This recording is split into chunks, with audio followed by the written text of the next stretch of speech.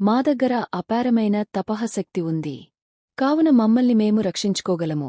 మేము తలుచుకుంటే నువ్వు గర్వంగా చెప్పుకుంటున్న నీ దేవతాస్థానం నుండి నిన్ను తొలగించగలము. మాకు పెళ్లంటూ జరిగితే అది ధర్మాత్ముడైన మా తండ్రిగారు ఎవరిని చూపించి చేసుకోమంటే వాళ్లనే చేసుకుంటాము కాని మా అంతట మేము నిర్ణయించుకోము.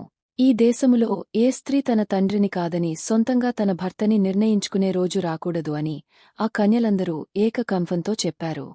వారి మాటలకు ఆగ్రహించిన వాయుదేవుడు ఆ 100 కన్యల శరీరములలోకి ప్రవేశించి వారి అవయవములందు సంకోచర్యం కల్పించాడు. దానివలన వారందరూ అవయవముల పటుత్వం కోల్పోయారు. తరువాత ఆ కన్యలందరూ కుశనాభుడి దగ్గరికి వెళ్లి జరిగినది చెప్పారు. అప్పుడు ఆ కుశనాభుడు తన కుమార్తెలను చూసి, అమ్మా, మీకు ఈ స్థితి కల్పించిన ఆ వాయుదేవుడిని మీరు శపించలేదు. ఓర్పు వహించారు. నాడు చాలా సంతోషంగా ఉందమ్మా అని. స్త్రీకి ఉండవలసిన ఆభరణం ఓర్పు. అమ్మా, 100 కలిసి ఒకేసారి అంతా ఓర్పు పట్టారు.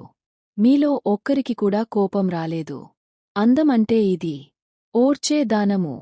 అన్నిటికన్నా గొప్ప కీర్తి ఓర్పు. ఓర్పుకి మించిన యజ్ఞము లేదు. ఓర్పుని మించిన సత్యం లేదు. ఓర్పుని మించిన ధర్మం లేదు. ఆ ఓర్పు వలననే ఈ భూమి నిలబడుతోంది అని చెప్పాడు. అదే సమయములో చూళి అనే ఒక మహర్షికి ఊర్మిళ కుమార్తె అయిన సోమద అనే గంధర్వ స్త్రీ ఉపచారాలు చేసేది. అలా చాలా కాలం ఉపచారం చేశాక ఒకనాడు ఆ మహర్షి ఆమెతో, నేను నీకు ఏమి చేయగలను అని అడిగారు. అప్పుడామె, నేను ఎవరికీ భార్యను కాను, కాని అపారమైన తపశ్శక్తి, బ్రహ్మ తేజస్సు కలిగిన నీ వలన శారీరక సంపర్కం లేకుండా మానసికమైన తపఃఫలంతో నాకు కుమారుడు కావాలి అని జడిగింది. అప్పుడు ఆ చూళి మహర్షి సంకల్పం చేసి బ్రహ్మదత్తుడు అనే మానసపుత్రుడిని సోమదకి ప్రసాదించారు. పుట్టుక చేత బ్రహ్మజ్ఞాని అయిన బ్రహ్మదత్తుడు కాపిల్యము అనే నగరములో ఉండేవాడు. కుశనాభుడు తన 100 కుమార్తెలని ఆ బ్రహ్మదత్తుడికి ఇచ్చి వివాహం జరిపించాడు.